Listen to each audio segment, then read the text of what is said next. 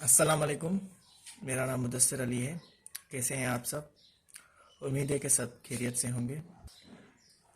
आज का जो टॉपिक है वो है binary number system. Binary number system means दो नंबर वाला सिस्टम। बाइनरी नंबर सिस्टम का जो इन्वेंटर है वो है गॉटफ्राइड विल्हेम लेबनिज। बेसिकली ये जो बाइनरी नंबर सिस्टम है ये एक कंप्यूटर लैंग्वेज है जो काम करता है ज़ीरो और वन डिजिट्स पर। यहाँ पे मैं आपको एक एडिशनल नॉलेज देना चाहता हूँ ज़ीरो के हवाले से, क्योंकि बाइनरी नंबर सिस्टम में ज़ीरो एक अहम किरदार अदा करता है। उस हवाले से ये बताना चाहता हूँ कि जो ये ज़ीरो था ये इन्वेंट किया था सबसे पहले मुस्लिम मैथमेटिशियन है मोहम्मद इब्ने मूसा अल ख्वारिज़मी 733, और कुछ रिसोर्सेज ये भी कहती हैं कि वो 773 है। तो इसमें कुछ कंफर्मिटी नहीं है कि 773 है या 733 है, क्योंकि कुछ ज़राए 733 बता रहे हैं, कुछ ज़राए 773 बता रहे हैं। वेल, हमें यह भी जानना चाहिए कि ये जो फादर ऑफ अलजबरा है वो भी मोहम्मद इब्ने मूसा अल ख्वारिज़मी को ही कहा जाता है, क्योंकि सबसे पहले जो इक्वेशन का कॉन्सेप्ट दिया था वो भी इन्होंने ही दिया था। लेट्स से जैसे कि मैं ज़ीरो और वन, ज़ीरो और वन, ये मैंने नंबर्स एंटर किए या मुझे रिजल्ट मिला zero and one, zero and one. तो ये जो खाली एक डिजिट है जैसे कि ज़ीरो है, ये एक डिजिट एक बिट के बराबर होती है। जैसे कि ये ज़ीरो है तो ये एक बिट कहलाएगा, उसी तरह से एक वन है ये भी एक बिट कहलाएगा, और उस तरह से ये दूसरा ज़ीरो है ये भी बिट कहलाएगा। सो ये चारों मिलके डिजिट्स जो बनी ये हम इनको इक्वली करके 4 बिट कह सकते हैं जी। तो हम इनको इक्वली ये कह सकते हैं कि ये जो हमने एडिशन की तो इनकी 4 बिट्स टोटल हुई, और ये जो 4 बिट्स हैं हम इन्हें अदर वर्ड में 4 बिट्स को एक निबिल के बराबर ही कह सकते हैं। एक निबिल है तो वो 4 बिट्स के बराबर है। और जैसा कि बिट्स हैं जो हम पढ़ रहे हैं बाइनरी, उसी हवाले से जो बिट में बी आई है वो बाइनरी का है, और जो आखिर में टी है वो डिजिट की है। तो एक बिट इक्वल हुई एक डिजिट के। फॉर एग्जाम्पल कोई एक डिजिट है, वो एक वन भी हो सकता है, ज़ीरो भी हो सकता है। उसी तरह जो बाइट है वो कैसे बनती है? वो 8 बिट्स मिलके एक बाइट को बनाते हैं। अब दूसरे भी यूनिट्स हम मेमोरी के देख लेते हैं, कंप्यूटर मेमोरी के। जिस तरह से एक किलोबाइट है, ये किसके बराबर होगा? ये बराबर होगा 1024 बाइट के। और आगे मेगाबाइट आता है, जिसको हम इन अदर वर्ड्स एमबी भी कहते हैं, किलोबाइट को केबी कहते हैं। तो मेगाबाइट किसके बराबर होगा? मेगाबाइट बराबर होगा 1024 किलोबाइट्स के, या फिर केबी के भी हम कह सकते हैं। उसके बाद एक बड़ा यूनिट आता है, वो है गीगाबाइट, जिसको हम गीगाबाइट भी कहते हैं और जीबी कहते हैं, और ये बराबर होता है 1024 एमबीज के। उसके बाद दूसरा बड़ा यूनिट आता है जिसको हम टेराबाइट कहते हैं, और ये टीबी भी कह सकते हैं इसको, और ये बराबर होता है 1024 गीगाबाइट के या फिर जीबी के जी। तो अब बाइनरी नंबर सिस्टम तो आप समझ गए कि ये क्या है, और उसके बाद मैंने आपको कंप्यूटर की जो मेमोरीज हैं छोटे यूनिट से लेके बड़े यूनिट टेराबाइट तक वो भी मैंने आपको बता दिए। अब हम पढ़ेंगे बाइनरी नंबर सिस्टम के न्यूमेरिकल सिस्टम के हवाले से कि ये क्या है और किस तरह से कैलकुलेशंस कंप्यूटर इनको सरअंजाम देता है। अब हम नंबर सिस्टम के बारे में जानेंगे कि ये नंबर सिस्टम्स क्या होते हैं। जैसा कि मैंने अब ये नंबर लिखा है 15, तो ये 15 कौन से नंबर सिस्टम से रिलेटेड है? क्या ये बाइनरी नंबर सिस्टम से रिलेटेड है? जी नहीं। दरअसल ये बाइनरी नंबर सिस्टम दो नंबर्स पे मुबनी होता है, वो आपको पता है, वो है 0 और 1। अब जो यहाँ पे मैंने लिखा है, ये लिखा है मैंने 15, तो ये 15 तो बाइनरी नंबर सिस्टम में आ ही नहीं सकता, क्योंकि हम बाइनरी नंबर सिस्टम में 0 एंड 1 के बारे में पढ़ते हैं। तो ये जो सिस्टम है, ये किस नंबर सिस्टम से रिलेटेड है? ये डेसिमल नंबर सिस्टम है। और डेसिमल नंबर सिस्टम में हम कितने डिजिट से, कौन से डिजिट्स को कितने डिजिट्स तक हम पढ़ सकते हैं? 0 से लेकर जो भी नंबर आते हैं 1 2 एंड टू द 9, जो भी ये नंबर आ गए इनमें हम इनको डेसिमल नंबर्स कहते हैं। और डेसिमल नंबर्स में जो नंबर्स की तादाद है वो 10 है।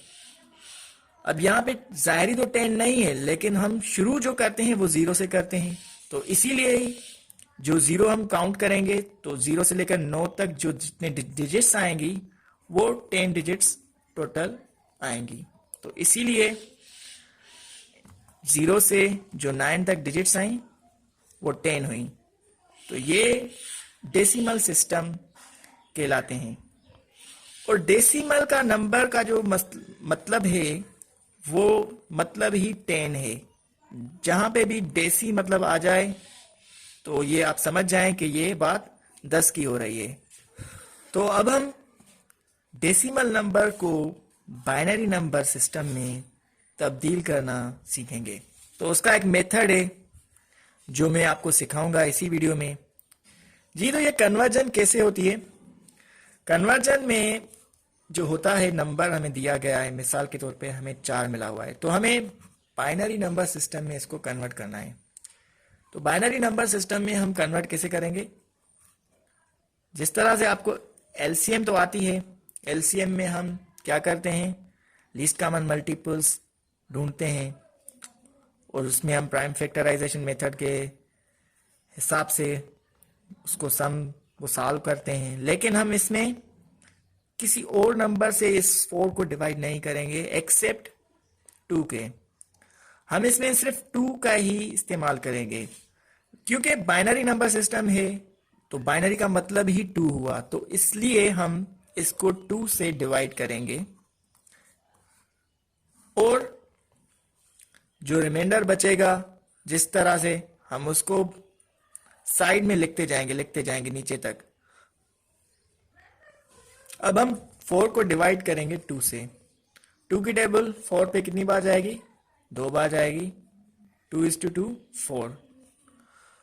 सो ये रिमाइंडर बचेगा 0।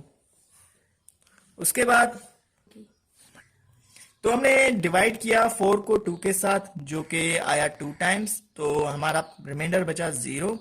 अब हम 2 पे सेम ही तरीके से 2 की टेबल पढ़ेंगे, जो कि 1 टाइम आएगी, और जो रिमाइंडर बचेगा यहाँ पे वो बचेगा 0।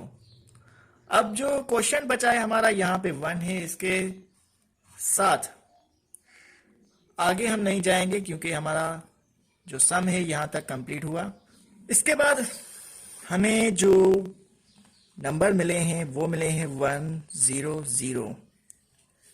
तो हम इनको बॉटम से लेके टॉप तक नंबर जो भी आएंगे हम लिखते जाएंगे। पहले हमारा नंबर जो आया है शुरू में वो है 1, उसके बाद जो आता है 0, और उसके बाद दूसरा जो आता है 0।